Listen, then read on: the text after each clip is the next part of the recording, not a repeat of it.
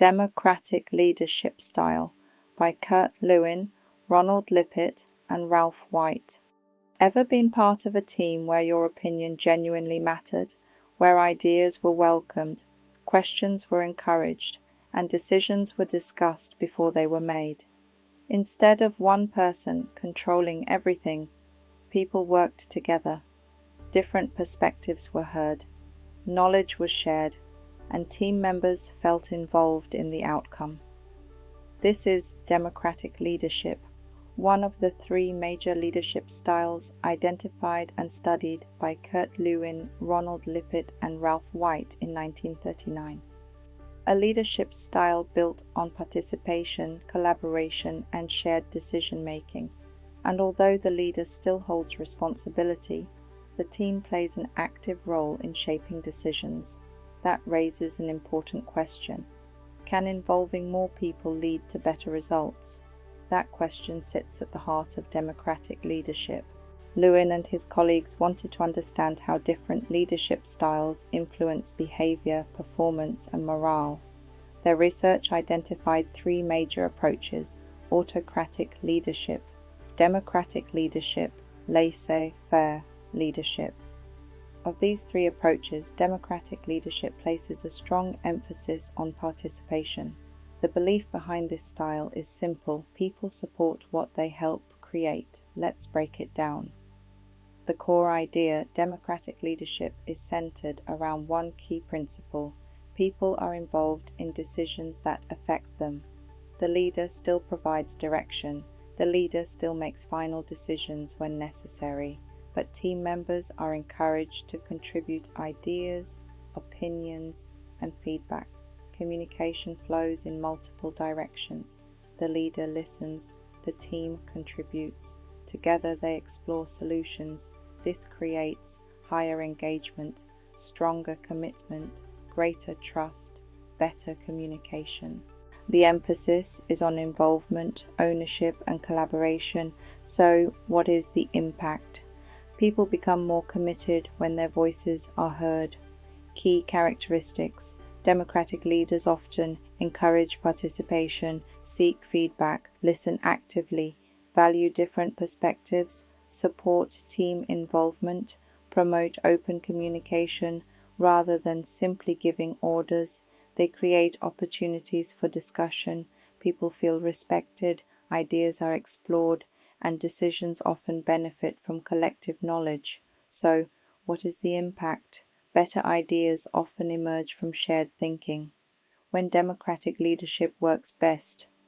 Democratic leadership can be highly effective when team knowledge is important, creativity is needed, problem solving is complex, employee engagement matters, long-term commitment is desired, organizations want innovation. When people contribute to decisions, they often feel a stronger sense of ownership. This can improve motivation, performance, and morale. So, what is the impact? Collaboration often leads to stronger commitment and better solutions. When problems can appear, democratic leadership is not without challenges. Gathering opinions takes time. Discussions can become lengthy. Disagreements may arise, and reaching consensus is not always easy. In urgent situations, too much consultation can slow action. Sometimes leaders must act quickly. Sometimes decisions cannot wait. This means democratic leadership is not always suitable for every situation. So, what is the impact? Too much consultation can delay action when speed is critical. Real-world example. One leader often associated with democratic leadership is Barack Obama. Throughout his leadership, Obama was known for encouraging discussion, gathering expert opinions, and considering different viewpoints before making major decisions. He frequently brought together advisors with different perspectives. He listened, he questioned, he encouraged debate, but ultimately he remained responsible for the final decision. His approach demonstrated an important leadership lesson: seek input widely, then lead decisively.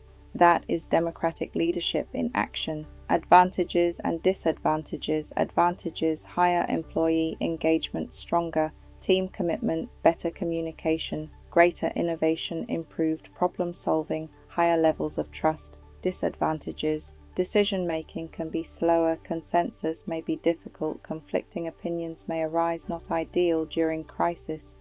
Situations can create delays if overused. Where you see this today. Democratic leadership is widely used in modern organizations, project teams, educational institutions, non-profit organizations, professional services, innovation-driven companies. Anywhere collaboration, creativity, and engagement are valued, elements of democratic leadership are often present. So, what is the impact? Involvement often creates stronger commitment. Key insight. Kurt Lewin, Ronald Lippert, and Ralph White showed that people respond differently to different leadership styles. Democratic leadership reminds us that leadership is not always about having all the answers. Sometimes it is about creating an environment where the best answers can emerge, because people often perform at their best when they feel valued, when they feel respected, when they feel heard. The challenge for leaders is finding the right balance between participation and action, because leadership is not simply about making decisions, it is also about creating commitment to those decisions. So the real leadership question becomes, are you making decisions for people, or are you making decisions with people? Because when people help shape the future, they are often more willing to help build it. So ask yourself, how often do you actively seek the ideas of others before making important decisions? Take a moment, pause and reflect. Grab a pen, pencil it down, write down a decision that benefited from team input and a situation where more collaboration could have improved the outcome, because great leaders do not just build results, they build involvement. I hope this brought value to you, and I'm wishing you abundant success. Take a moment, pause for thought. What would you like to learn and explore next?